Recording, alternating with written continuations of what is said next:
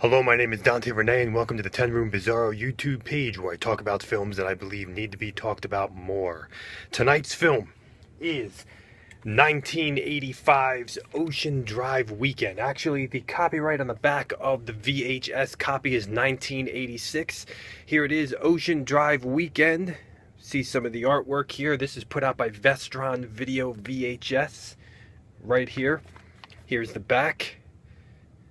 Vestron used to put like one big picture on the back of their VHS tapes, it looks like. And it says here, in the 60s, Ocean Drive was where the girls are. Here it is, Ocean Drive Weekend, going by the back of the box, 1986 here. And also, actually, the real copyright is 1984, it seems. It was released on Vestron Video 1986. So I'm actually going to be doing 84 for this. Ocean Drive Weekend 1984, here it is. Look at that great artwork. Now, this is actually presented by Lloyd Kaufman and Michael Hertz as the Troma Team release. And if you know Troma did the infamous Toxic Avenger and the Class of Nukem High and Terra Firma and Tromeo and Juliet and millions more. So, featuring the greatest beach music hits of the 60s with the Drifters, the Rivieras, the Tams, the Showmen, and many others. Ocean Drive Weekend. Let's get into it, folks.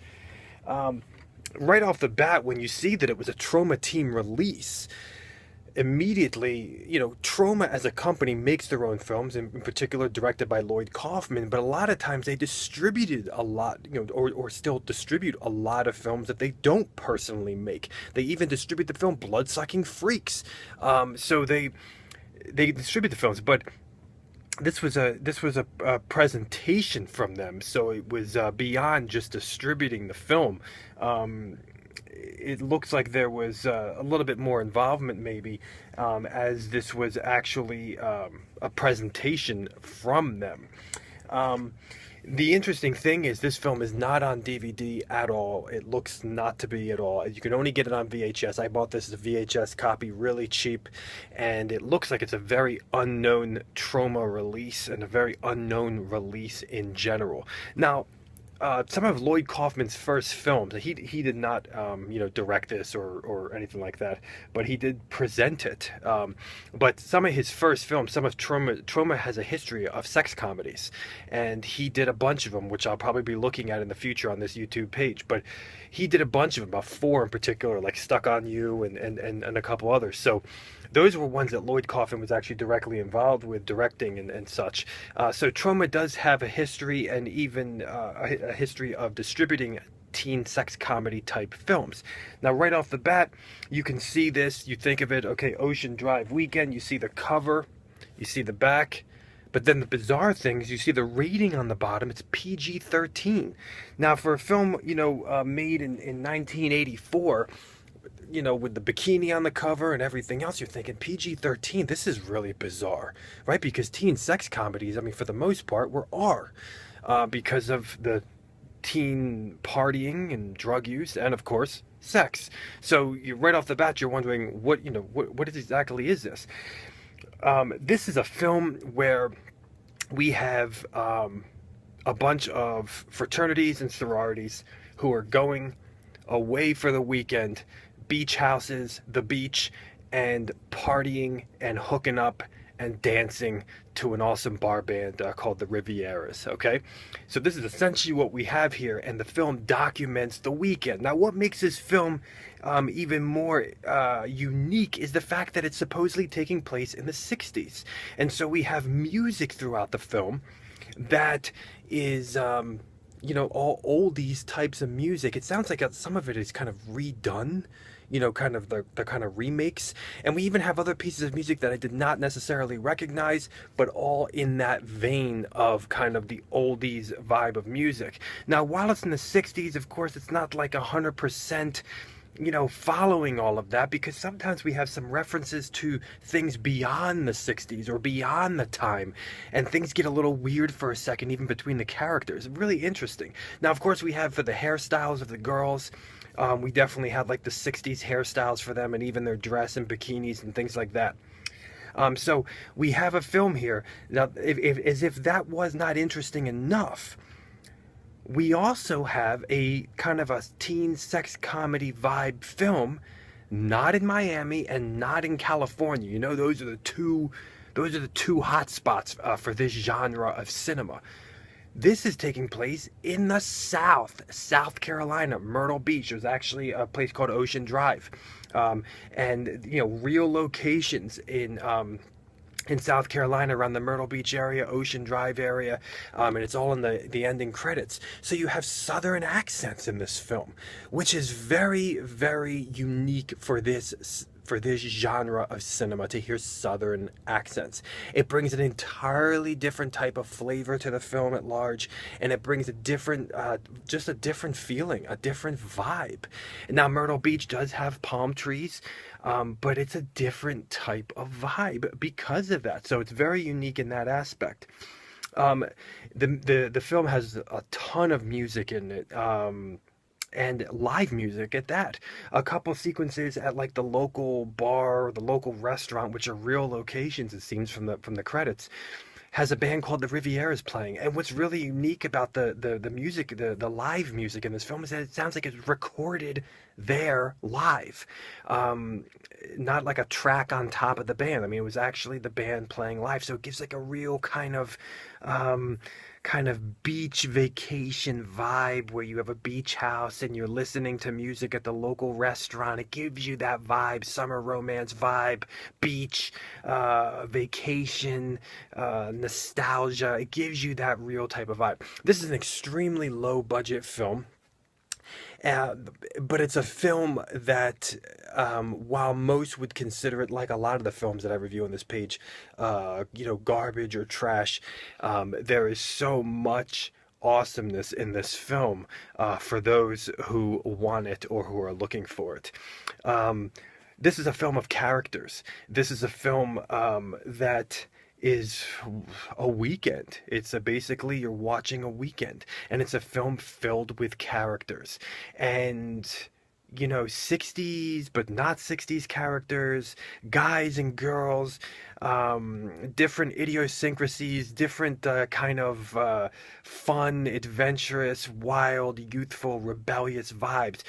Very weird that we also have kind of this oldies music, 50s, 60s music, playing throughout the film, and the girls look like they're from the 60s, and there's really no nudity in the film. There's no nudity in the film, and it's PG-13, so you're thinking, okay, it's gonna be, a little bit, a little more family friendly maybe, but there's tons of bad language in the film, one F-bomb, but tons of like shits, assholes, goddams. There's even some sexual vulgarity involved, like not with cursing, but just in the descriptions of things is pretty wild.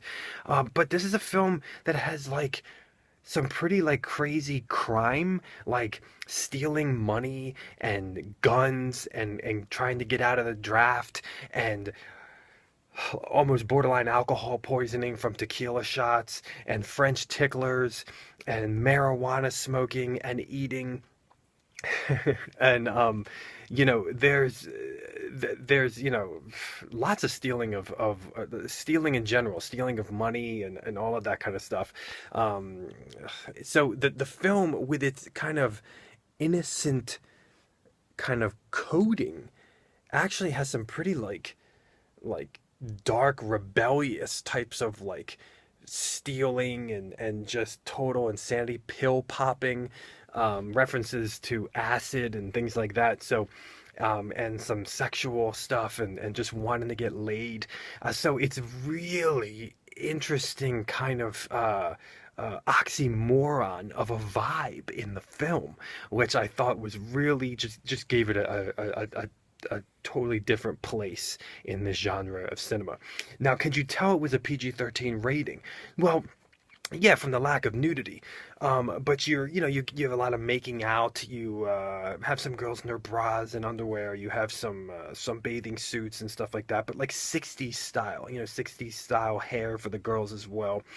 But the overall vibe of the film, this really wouldn't be a film that would be made today, because I don't know who this would be marketed to. While it's rated PG-13, Like I said, the overall kind of stuff that's going on in this film and the behavior in this film would not really be your typical PG-13 today in 2016. Just because it's so brash, it's so kind of rebellious and wild and insane and kind of crude in manner.